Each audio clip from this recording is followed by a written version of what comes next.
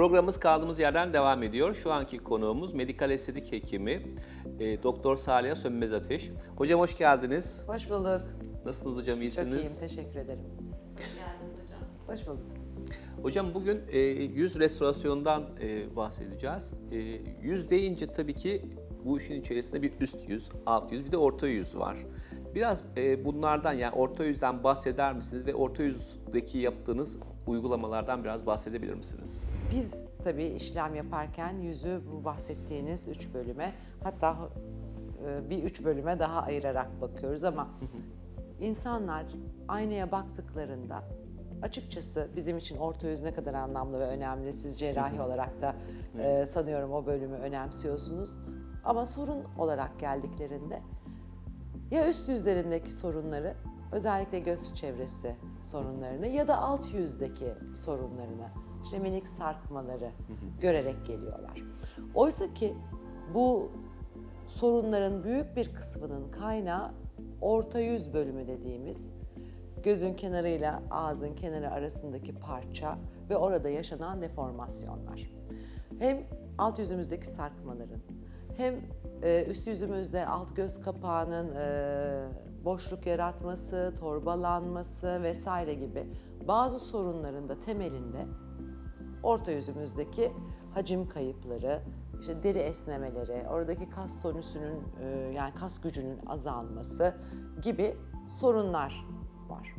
Biz orta yüze, yani ben bir yüze baktığımda açıkçası en çok orta yüz problemlerinin kişiyi bana getirdiğini görüyorum. O problemin orada olduğunu fark etmiyor, evet, ama aslında en büyük problemler çoğunlukla orta yüzde gördüğümüz sorunlar oluyor. Tabii ki bunları düzeltmek için pek çok işlem yapabiliyoruz ama açıkça en çok kullandığımız uygulama orta yüz bölgesinde dolgu. O bölgeye dolgu koyduğumuzda hacimsel bir artış sağlayarak hem yağ pedlerini desteklemiş oluyoruz, hem kas tabakasını desteklemiş oluyoruz, hem eğer deri gevşemişse deri gevşekliğine dair bir destek koymuş oluyoruz aslında alta. Bu şekilde genel anlamda yüzün toparlanmasında çok ciddi adımlar atabiliyoruz. Benim en çok çalışmayı sevdiğim, yüzü en çok destekleyen, dediğiniz gibi restore etmede çok önemli bir saha orası. Ve benim de en çok sevdiğim, dolgu yapmaktan hoşlandığım bölgelerden biri. Yaşlılığın belki de aslında en fazla yüzde göze çarptığı yerde orta yüz değil mi hocam? Tabii. Yani gerek alt göz kapağı olsun, gerek nazolabiyaller olsun. Hasta mesela öyle gelir, nazolabiyelim, buradaki çizgiyi sevmiyorum, bu çukuru sevmiyorum. Oysa ki bu bölgedeki çukurun yine en büyük sebebi orta yüzdeki kas tonüsünün azalması ve derin yağ pedlerinin incelmesi, bu bölgenin bir oluk olmadığını, aslında bir katlanma olduğunu aşağı doğru sarkma sebebiyle hastaya anlattığımda ve gerçekten orta yüzü düzelttiğimiz zaman o bölgedeki sorunun ortadan kalktığını gördüğünde çok şaşırıyorlar. Çünkü orasıyla ilintili bir sorunu yok hastanın. Onu görmüyor.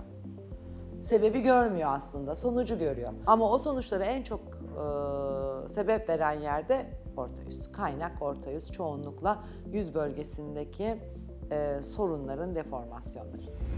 Hocam orta yüze yaptığımız o dolgu işlemlerinin kalıcılığı ne kadar sürede bir biz bunu tekrar ettirmeliyiz? Elbette burada yine pek çok faktör devreye giriyor, fakat yeni nesil dolgu malzemeleri oldukça dayanıklı, lifting etkileri son derece yüksek ürünler. Çoğunlukla 12-18 ay, hatta 24 aya kadar sorunumuzu çözmekte bize yardımcı oluyorlar. Eğer çok ciddi bir kayıp varsa arada 10-12. aylarda İlk yapılan miktarlara göre çok daha düşük miktarlarda koyulacak desteklerle süre 2 yıla 3 yıla kadar bile uzayabiliyor. Ama ilk etapta 12 ila 24 ay arası diyebilirim. Hocam peki elmacık kemiği ile orta yüz aynı yerler midir? Elmacık kemiği tabii orta yüzün bir parçası aslında. Yani orta yüz sadece elmacık kemiğinden ibaret değil ama elmacık kemiği en çok göz önünde olan, hastanın yüzüne baktığımızda en çok gördüğümüz, özellikle kadınlarda tabii yükseltmekten hoşlandığımız, o bölge yüksek oldukça daha feminen bir görüntü elde edebildiğimiz bir saha. Ama sonuçta orta yüz hem erkekler için hem kadınlar için çok önemli bir bölge. O bölgede yapacağımız doğru açısal çalışmalarla, doğru miktarda ürün kullanımıyla sadece yüzü lifting etmekle kalmıyoruz. Yani yüzü yükseltmekle, işte nazorabiyal oluk, sarkık gibi sorunları çözmekle, alt göz kapağı problemlerine yardımcı olmakla kalmıyoruz. Aynı zamanda yüze feminen ya da maskülen bir hava vermemize de yardımcı oluyor. Sanılanın aksine sadece jawline hattı ya da çenenin vurgusu bunu sağlamıyor. Orta yüzdeki açılanmalar, yükseklikler de yüzün feminen ya da maskülen olması açısından çok önemli. O bölgede çalışırken biz erkek ya da kadın ayrımına yine çok özen göstererek çalışıyoruz açıkçası. Peki biz aynı gün, yani o şikayetlerimizle geldik size, siz de o gerekli uygulamayı yaptınız. Aynı gün şikayetlerimiz ortadan kalkıyor mu, yoksa belirli bir süre beklememiz gerekiyor mu? Dolgu aslında bu manada çok güzel bir uygulama. Ben gerçekten dolguyu çok severek yapıyorum. Çünkü daha uygulamayı yaptığınız an hasta iki yarı yüz arasındaki farkı görmeye başlıyor. Sorunlar hemen o anda çok ciddi oranda çözülmüş oluyor. Ama yine hep söylediğim gibi doku altına ne kadar biyo uyumlu bir malzeme koysak bile orada bir faaliyet var, bir süreç var, bir iyileşme süreci söz konusu. Bu tamamlandıktan sonra görüntü hem çok daha doğal hem de çok daha belirgin hale geliyor ki yaklaşık 7-14 günlük bir süreci kapsıyor bu. Peki hocam, yani sizde hiç oluyor mu bilmiyorum ama fazla gelmesi durumunda veya daha az, sizin bir sınırınız vardır mutlaka bunu. Daha az olması durumunda hastanın buradaki beklentisine göre artırıp onu azaltma şansımız var mıdır? Yeterli sonucu elde edemediğimizi düşünüyorsak ama tabii belli bir miktar var kullanım sınırı. Gerek canımızın istediği kadar da koymak gibi bir şey yok. Eğer sınırı da doldurmuşsak, sınıra da artık gelmişsek o zaman orada uygulamaya ara verip dokunun iyileşmesi için bir zamanı o dokuya tanıyıp, çünkü asıl olan doku. Biz bütün her şeyi onun sağlığına binaen yapıyoruz. Sağlıklı dokuda çalışıyoruz. Onun sağlığını bozabilmek ya da onu yormak gibi bir niyetle bu işleri yapmadığımız için belli bir süre ara veriyoruz ki bunun benim için minimum süresi 1 aydır. 1 aydan önce tekrar bir dolgu işlemi yapmam. 1 ay sonra ek koyabiliriz. Fazla geldiğini düşünüyorsak yine bunun için minimum 10 gün beklemeyi tercih ediyorum. Çünkü o dokuda bir ödem oluşuyor. Onun çekilmesini bekliyorum. O da 10-15 gün, ancak çok böyle huzursuz hasta için geçerli bir süreç. Normal şartlarda beklemeyi birazcık daha sindirebilen bir hasta ise 1 ay beklerim. 1 ay sonra hala kişi evet bu benim için fazla derse, ben çoğunlukla eritilebilen bir malzemeyle çalışmayı tercih ettiğim için o bölgedeki ürünü eritiyorum ve sorunumuz ortadan kalkıyor. Peki, çok özür dilerim hocam. Benim merak ettiğim bir şey daha var. Şimdi bu söylediğiniz şey dolgu maddeleri, işte oradaki hacmi artırmak için yapılan şeyler. Bununla beraber cildi, dokuyu iyileştiren diğer yöntemleri de kombin yapıyor musunuz? Tabii ki, mutlaka. Cildin iyileşmesi bambaşka parametreler ve süreçler gerektiriyor ya da başka destekler gerektiriyor. Dolgu uygulaması pek çok medikal estetik uygulamayla kombin edilebilir, edilmelidir de hatta. Çünkü insan 3 boyutlu bir varlık. Kemikten deriye, aradaki yağ tabakaları, kaslar ve içindeki bağ doku elemanlarıyla 3 boyutlu bir varlık. Bizim tek bir işlem yaparak bütün sorunları halletmemiz mümkün değil. Mümkün oldukça her tabakayı iyileştirerek ilerlemeyi tercih ediyoruz.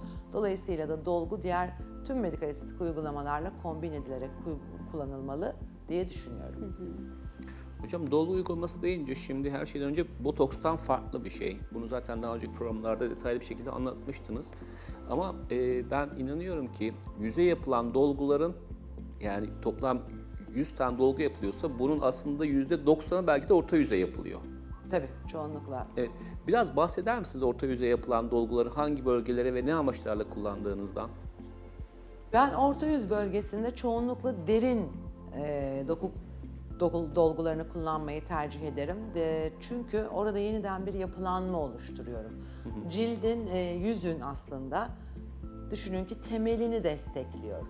Yani bir binanın temelini desteklemek gibi temelden yüzeye destekliyorum.